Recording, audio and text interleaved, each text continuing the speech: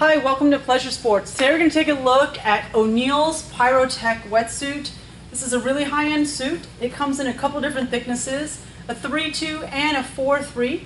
That means the 4-3 has 4mm neoprene in the core body, 3 in the arms, and the 3-2 has 3 in the core, 2 in the arms. Thinner neoprene in the arms because they're more active, and also you want that stretch to be able to move around in the shoulders.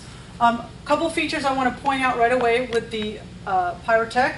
This is made of a proprietary neoprene that's called Techno Butter.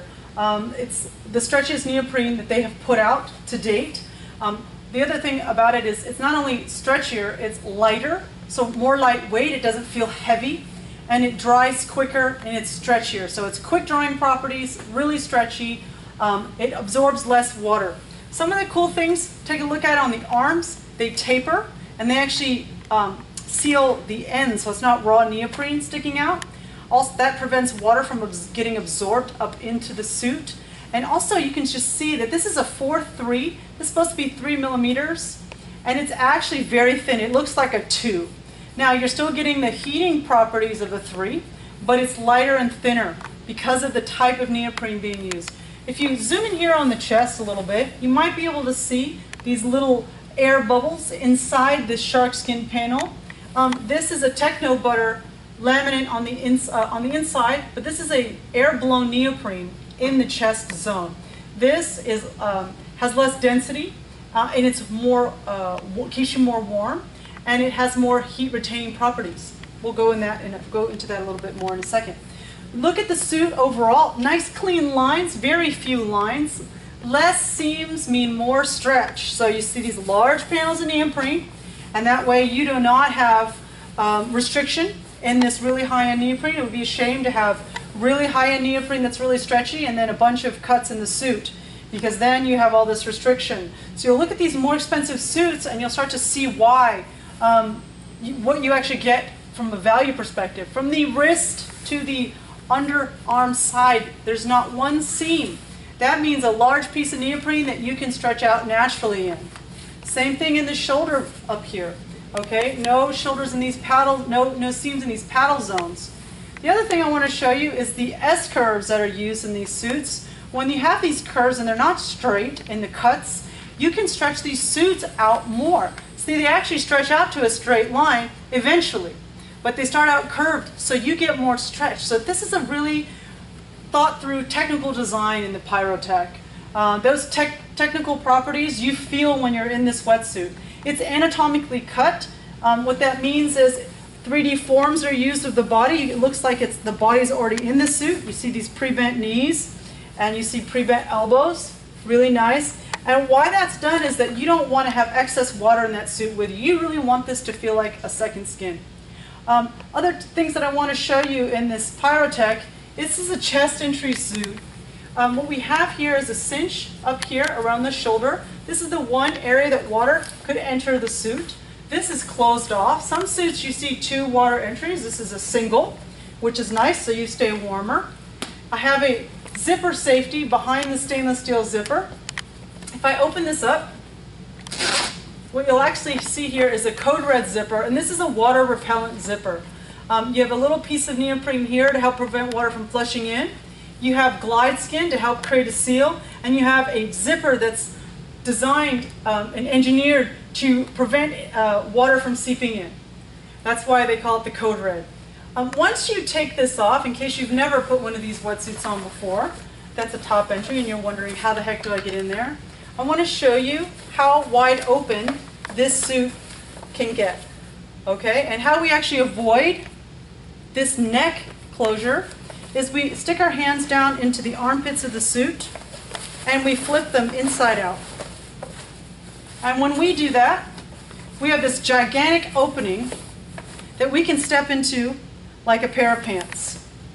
And what we do is we go ahead and we bring the wetsuit all the way up into the groin area, into the waist, and then we put one arm in at a time, put the other arm in, and at the last moment we put the floodgate here over our neck collar, over our head, last, and zip across. So that's how you would get into a chest entry or front entry wetsuit system. What I love is this big opening here as well. Really nice zipper, very high end, again, really dry. And if we're concerned about the flushing of water into the suit, we have this cinch here that we can adjust as well. This suit is, like I said, made of the Techno Butter neoprene, but it's also 100% sealed seam wetsuit. And what that means is each one of these seams in the suit were glued together, and we have a single fluid weld on the exterior of the suit, on the arms and the legs, and on the interior around the chest, and I'll show you that later. So this is basically a watertight suit from a seam construction standpoint. When less water flushes into the suit, your body has to work less to heat up the water inside because it's not being introduced to new water each time. So minimal water in my suit, I stay warmer.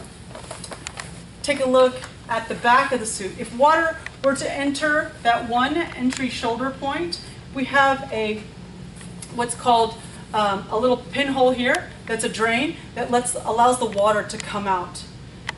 This again is a shark skin material on the back and the front of the suit. This is the Techno Butter Air neoprene, like I said, the little dimples in it. This is heat retaining, water resistant, wind repellent. There's a lot of those different properties in a lot of O'Neill suits. In particular, this suit here, you'll see that the air insulated firewall, which is that bubbly stuff that I was showing you, that's less dense, has a different laminate on the inside. This is the firewall, again, reflecting heat back to you. Also reflecting, you can see these little lines going down, trying to get water to drain out of the suit. Okay, keep the water away from your chest so that the material's up against you as much as possible. So we've also got down here in the low back, no seams in the lower lumbar. So they often talk about their lower lumbar system. What that means is no seams here, so you can stretch naturally in this suit. You can see how gummy this suit is, and I'm stretching 4mm neoprene. In the groin area, you see this great O'Neill touch, and what this is extra neoprene that makes you feel more natural in the suit, so you don't have stress points in a triangle in your groin area, so you can actually straddle your surfboard naturally, or sit, say, on a jet ski, or just sit in general and feel comfortable. Was saying earlier, less seams, more stretch. This whole suit is about large panels of neoprene. In the bottom right leg, we have a nice little stash pocket. You can put a non-electronic key here that you loop around and stick in this little stash pocket. On the ankles, we have that tapered neoprene that's sealed. And we also have that nice touch of the weld neoprene that allows the wrist and ankles to stay in place, as well as these seals not to blow out. So as you can tell, I can go on and on and on about this particular suit. There are so many features for the Pyrotech. The key things I want you to remember is that it's extremely stretchy, light, absorbs less water. It's quick drying, so if you don't like a wet wetsuit, say you're going to go out for a session in the morning and you go out the next day and you want your suit to be dry, this is the suit to get. And we've got some really technical properties in this air-blown neoprene that can keep you warmer. So if I missed any details in the O'Neill Pyrotech 3.2 and 4.3, you can learn more about this wetsuit on our website at pleasuresports.com.